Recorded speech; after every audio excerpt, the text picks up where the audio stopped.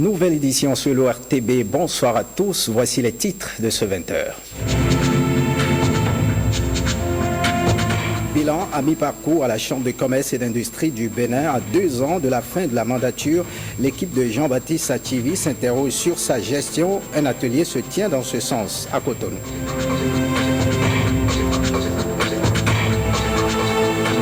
Le ministre de l'économie numérique et de la communication au contact des associations professionnelles des médias, Rafiatou Morou, s'est rendu à la maison des médias et au siège de l'UPMB aujourd'hui.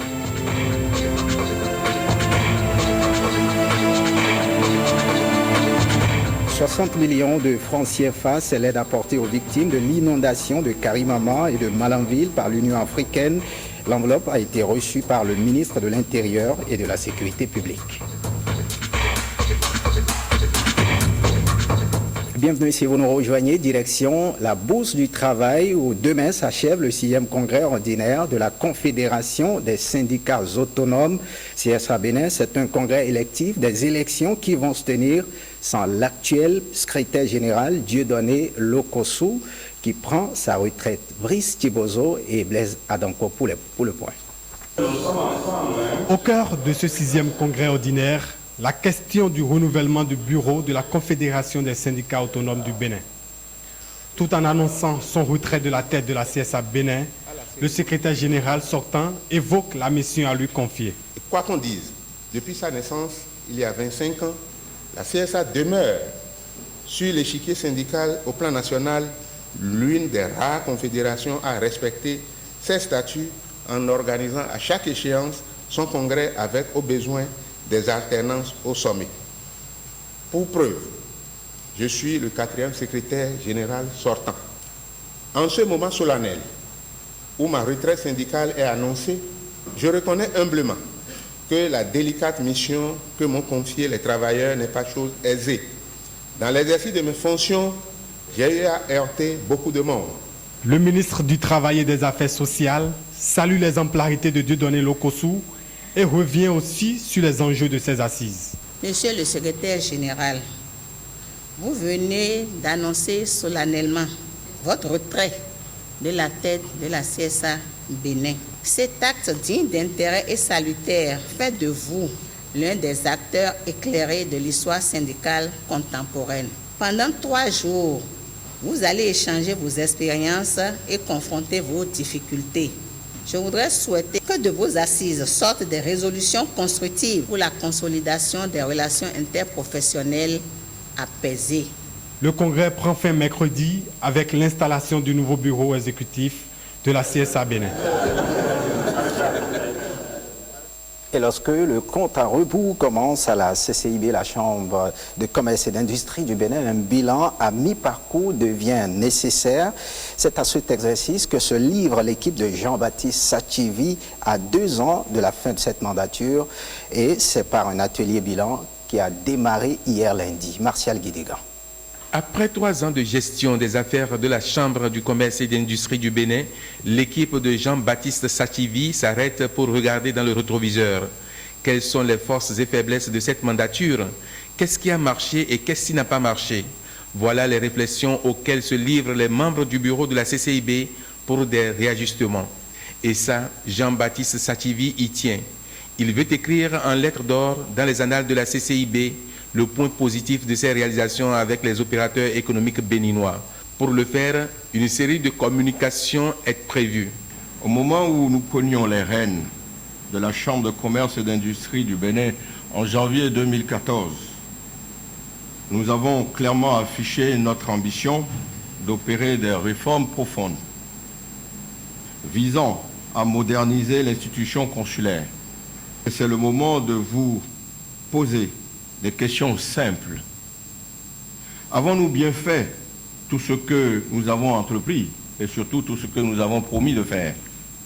N'y a-t-il pas des améliorations à apporter à ce que nous avions fait, surtout par ces temps de crise économique dont les causes sont à la fois exogènes et endogènes?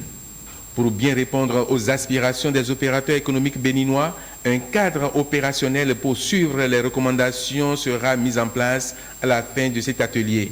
Jean-Baptiste Sachivi espère finir son mandat dans un sentiment de satisfaction de mission bien accomplie. Le ministre de l'économie numérique et de la communication a effectué aujourd'hui une visite à la maison des médias et au siège de l'UPMB. L'objectif est d'apprécier de plus près les défis qui s'imposent au secteur des médias. Mathieu Sokenou, Aurélie Soton pour le point. Un hôte de marque ce mardi dans les locaux de la Maison des médias. Le ministre Rafia Toumonrou est allé au contact des associations des professionnels des médias pour mieux apprécier les défis du secteur.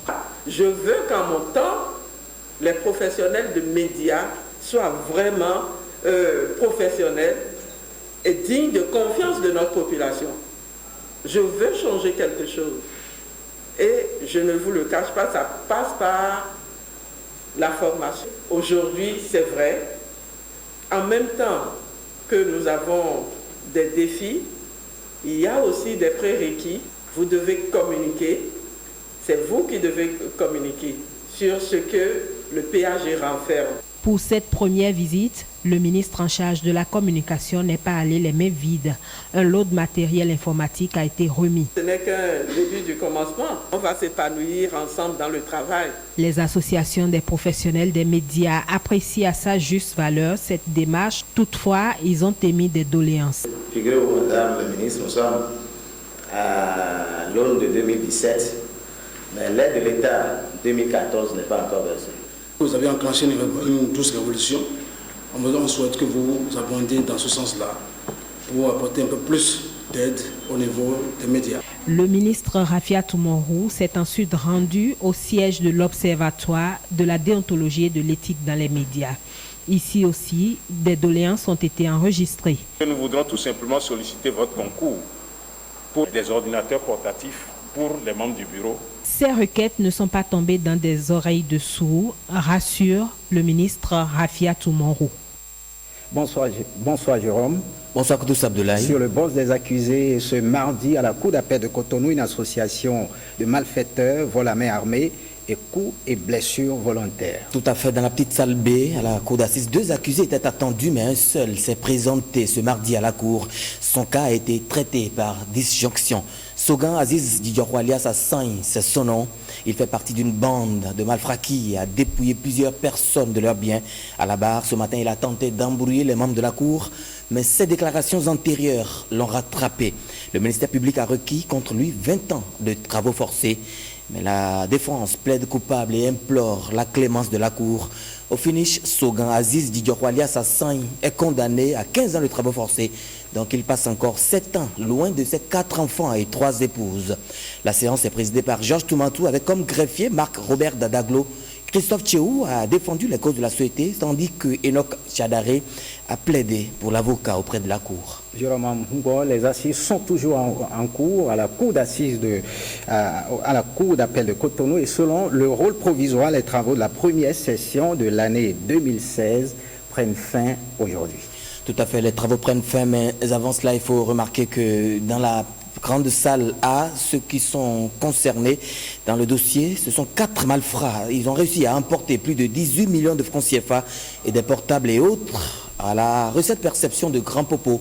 En 2007, les sieurs Afoukou Moses, alias Chif et Obi Divine, détenus à la prison civile de Cotonou dans le cadre de l'affaire du véhicule de Sagam, qu'ils vous souviennent, ont été identifiés par les victimes des braquages précédents. À la cour ce matin, ils ont nié les faits. Les faits sont bien établis, a indiqué le ministère public qui a requis la peine de 20 ans de travaux forcés contre les accusés. Pour les avocats de la défense, aucun élément n'indique que leurs clients sont responsables des faits mis à leur charge. À l'unanimité, ils ont plaidé pour l'acquittement pur et simple. Or, la partie civile requiert que la sanction soit lourde à l'encontre de ceux qu'elle appelle, je cite, les bandits de grand chemin. Vous le disiez tantôt, cette session démarrée le 28 novembre a connu de 28 dossiers. Certaines condamnations ont été prononcées, d'autres non.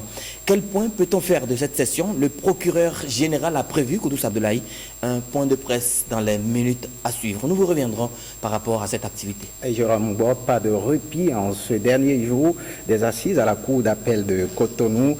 Bonne suite à vous.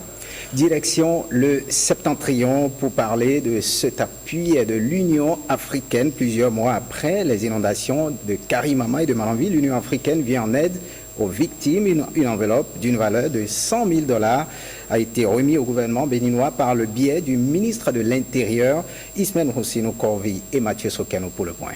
60 millions de francs CFA, c'est l'aide qu'apporte l'Union africaine aux victimes des dernières inondations de Karimama et de Malanville. L'Union africaine, par la voix de son représentant, vient renforcer le gouvernement béninois dans son action pour aider les sinistrés. Pour ces catastrophes qui sont arrivées à Malanville ainsi qu'à Karimama, l'Union africaine a décidé d'appuyer les efforts du gouvernement et ainsi que décidé d'allouer une enveloppe de $100 000 au gouvernement. Le gouvernement béninois, représenté par son ministre de l'Intérieur, reçoit le chèque qui promet une juste répartition de ces fonds.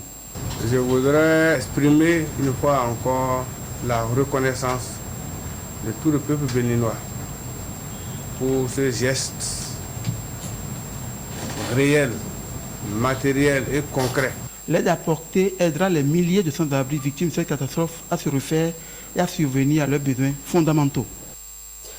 Dernier sujet de cette édition Gani 2016, la grande fête culturelle qui se tient une fois à l'an a pris fin à Niki pour l'édition 2016. L'organisation a été des meilleures. Niki est resté un pôle d'attraction. C'est ce que nous dit Bertin Adimi. Le Sinaboko entame ainsi le parcours rituel, point de départ des manifestations de la Gani. La procession s'ébranle vers les 9 stations obligatoires à visiter par l'empereur et sa suite. Plus d'1h30 de communion avec les ancêtres et Sabinaïna III fait son retour triomphal à la cour impériale à la grande satisfaction de tous. Nous sommes toujours joyeux lorsque les différentes étapes qui caractérisent ces rites-là sont respectées. Nous sommes toujours joyeux. Et Niki, quand même, vous savez, c'est le berceau de la communauté Bâtonnet-Beau. C'est que chaque année, c'est sous forme de pèlerinage qu'a lieu cette fête-là. Je suis toujours satisfait. Je peux d'ores et déjà dire que cette fête est une réussite parfaite. Ce pas franchi, les autres événements marquant la célébration de la fête identitaire des Batombou et Beau se suivent et s'enchaînent. Passage devant les tambours sacrés, allégeance à l'empereur, rasage des princes et princesses Ouassangari, rien n'est omis. Nous sommes à la Kayesi, qui est en réalité la Gani. On dit en Batonou que quand vous venez à la Gani sans attendre la Kayesi, c'est que vous n'êtes pas venu à la Gani. Vous avez vu le spectacle que nous voyons là. Vous voyez comment on fait allégeance à l'empereur. Chacun, conformément à sa dynastie, à son clan, a une façon particulière de se tenir devant l'empereur pour lui faire allégeance. Ça, c'est un spectacle assez intéressant. Côté traditionnel, rien n'a donc manqué à la Gani édition 2016. Malgré tout ce qui s'est passé, la fête a été très belle. La Gani 2016 a vécu, rendez-vous est pris en 2017 pour une autre édition certainement plus riche. Fin de ce journal, le programme prévoit à partir de 20h30 le magazine Sans commentaire, la diffusion du 3e panel du programme d'action du gouvernement, et puis le magazine Soirée Sport et 2 feuilletons, Les Choix de l'amour et We About You. Prenez le rendez-vous du journal du soir à partir de 23h avec Héloïse Winato. Merci de votre fidélité. Bonne suite des programmes sur l'ORTB. Passe en vous.